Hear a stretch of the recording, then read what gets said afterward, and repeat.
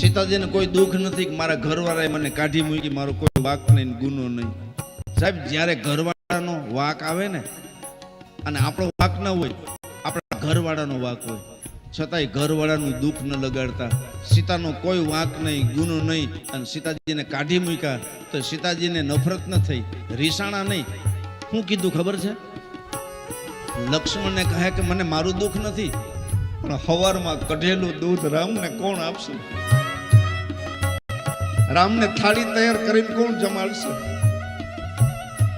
રામ ઢીલા પડશે તો બાજુમાં એને આશ્વાસન કોણ આપશે?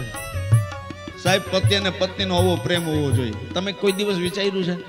જોજો, દીકરાને વહુ ગમે એટલા હાચવે, પણ પતિ અને પત્ની છે ને, એ જ્યારે મોટી ઉંમરના થઈ જાય, દીકરો પરણીને ઘરે આવે, દીકરાની વહુ આવે, દીકરાની વહુ અને દીકરો બે હાથમાં માવતરને રાખે, પણ આ જોડીમાંથી ક્યારેય કોઈ ખંડિત થયું ને, પત્ની મરી ગઈ તો 2-4 વર્ષમાં એનો પતિ ગુજરી જાય, અને જેનો પતિ ગુજરી ગયો તો થોડાક વર્ષમાં ઘરવાળી વહી જશે. કારણ કે જેની હેડી હલ ગઈ એના બુરા હાલ, પછી વાહેથી જાજુ રહેતા નથી, ગમે એટલું તમે રાખો.